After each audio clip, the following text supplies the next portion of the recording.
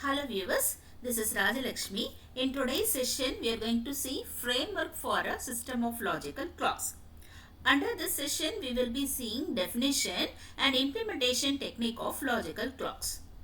First of all, we are going to see the definition of logical clocks. What is logical clock?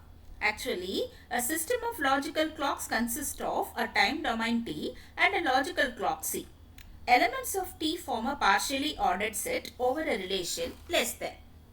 This relation less than is called the happened before or causal precedence analogous to the earlier than relation provided by the physical time.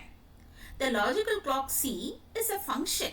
Okay, so the logical clock C is a function. It maps an event in a distributed system to an element in the time domain T, denoted as C of E, and called the timestamp of E, and is defined as C colon H2T, such that the following property is satisfied. For two events EI and EJ, EI happens before EJ implies timestamp of EI is less than timestamp of EJ. If this property is satisfied, then it is called clock consistency condition. When T and C satisfy the following condition, for two events EI and EJ, EI, if at all, if EI happens before EJ, double implies timestamp of EI is less than timestamp of EJ, then the system of clocks is said to be strongly consistent. Why? Because if timestamp of EI is less than timestamp of EJ, it implies that EI happens before EJ. Similarly, if EI happens before EJ, it implies that timestamp of EI is less than timestamp of EJ. So, it is strongly consistent. Okay, so here in this formula, C represents the logical clock, and actually as we said already, as we have seen already, it is a function that maps an event E to an element in the time domain T. This capital H, it represents the set of events that are available. Then this capital T, it represents the time domain. It contains elements that form partially ordered set over less than.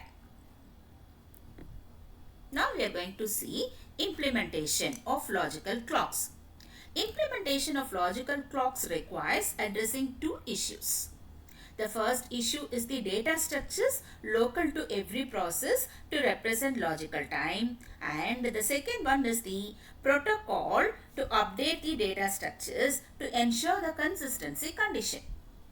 Each process PI maintains data structure that allows it the following two capabilities.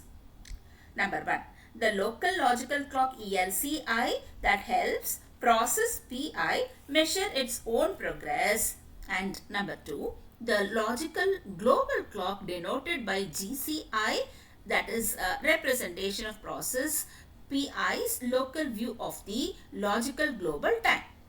LCI is a part of GCI. Here, the protocol, it ensures that the process logical clock and thus its view of the global time is managed consistently. The protocol consists of the following two rules. The first rule, R1, this rule governs how the logical clock is updated by a process when it executes an event.